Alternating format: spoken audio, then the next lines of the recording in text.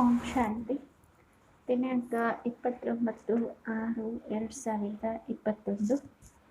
ಪ್ರಾತಃ ಮುರಳಿ ಬಾಗ್ದಾದ ಮಧುಬನ.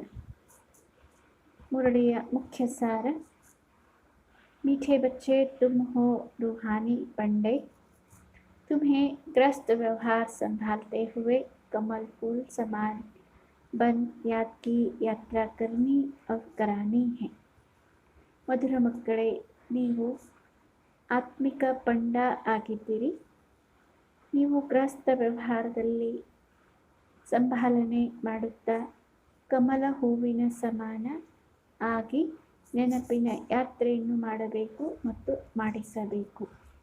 ಪ್ರಶ್ನೆ: बाप बच्चों का कौन सा श्रृंगार करते हैं?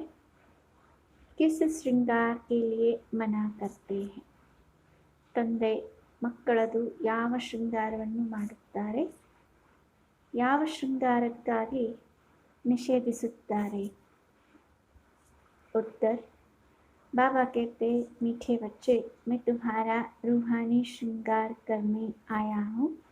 तुम कभी भी जिस्मानी श्रृंगार नहीं करना. ಬಾಬಾ ಹೇಳುತ್ತಾರೆ, ಮೀಠೆ ಬಚ್ಚೆ, ಮಧುರ ಮಕ್ಕಳೇ, ನಾನು ನಿಮ್ಮ ಆತ್ಮಿಕ ಶೃಂಗಾರವನ್ನು ಮಾಡಲು ಬಂದಿದ್ದೇನೆ.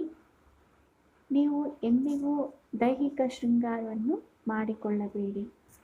ತುಮ್ ಬೆಗರ್ ಹೋ, तुम्हें फैशन का शौक नहीं होना चाहिए. ನೀವು ಬೆಗರ್ ಆಗಿದ್ದೀರಿ, ನಿಮಗೆ ಫ್ಯಾಷನ್ ಮಾಡುವಂತಹ ಶೌಕ್ ಇರಬಾರದು. दुनिया बहुत खराब है, इसलिए जरा भी शरीर का फैशन नहीं करो.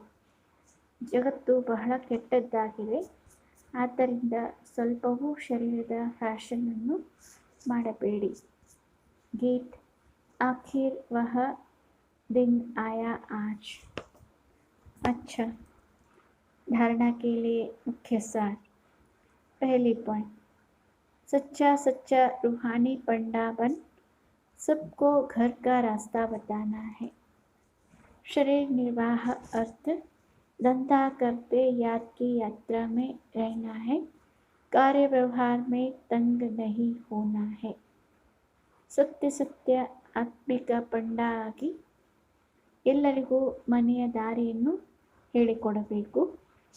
ಶರೀರ ನಿರ್ವಹಣೆಗಾಗಿ ಉದ್ಯೋಗವನ್ನು ಮಾಡುತ್ತಾ ನೆನಪಿನ ಯಾತ್ರೆಯಲ್ಲಿ ಇರಬೇಕು. ಕಾರ್ಯವ್ಯವಹಾರದಲ್ಲಿ ಎಂದಿಗೂ ಬೇಸರ ಮಾಡಿಕೊಳ್ಳಬೇಡಿ.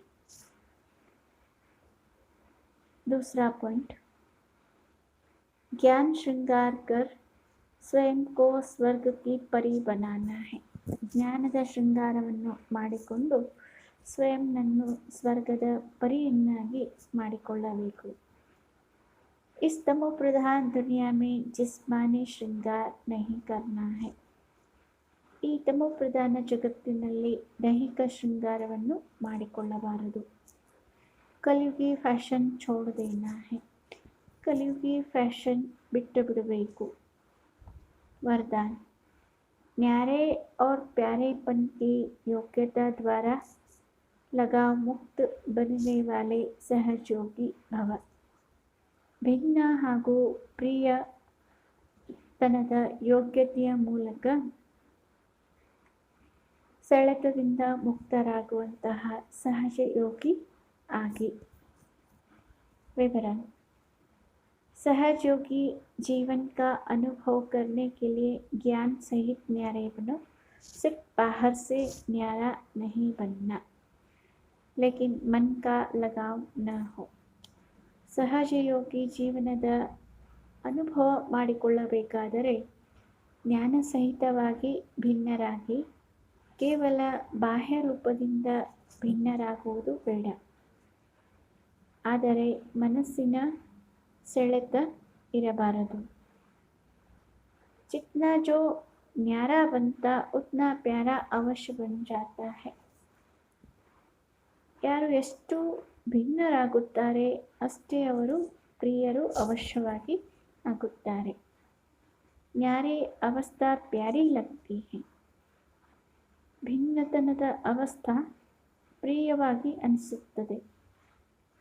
जो बाहर के लगाव से न्यारे नहीं वह प्यारे बनने के बजाय परेशान होते हैं.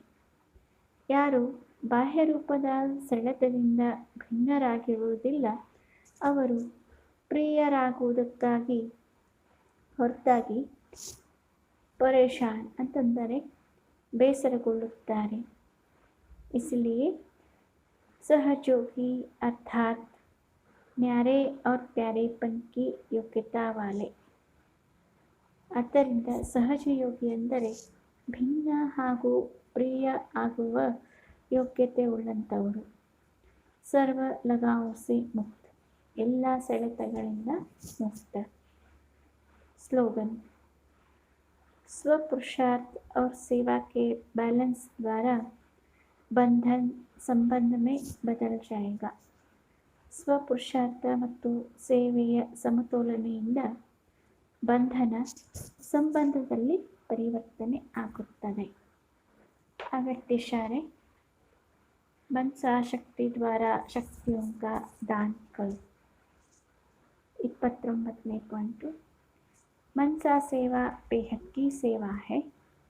जितना आप मनसा से वाणी से स्वयं सैंपल बनेंगे तो सैंपल को देखकर के स्वतः ही आकर्षित होंगे.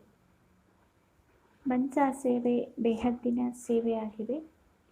ಎಷ್ಟು ತಾವು ಮನಸಾದಿಂದ ವಾಣಿಯಿಂದ ಸ್ವಯಂನನ್ನು ಸ್ಯಾಂಪಲ್ ಅಂದರೆ ಉದಾಹರಣಾ ಮೂರ್ತರನ್ನಾಗಿ ಮಾಡಿಕೊಳ್ಳುತ್ತೀವಿ ತೋ ಆಗ ಸ್ಯಾಂಪಲನ್ನು ನೋಡಿ ಉದಾಹರಣಾ ರೂಪವನ್ನು ನೋಡಿ ಸ್ವತಃ ಆಕರ್ಷಿತರಾಗುತ್ತಾರೆ. सिर्फ दृढ़ संकल्प रखो तो सहज सेवा होती रहेगी. ಕೇವಲ ದೃಢ ಸಂಕಲ್ಪವನ್ನು ಇಟ್ಟುಕೊಳ್ಳಿ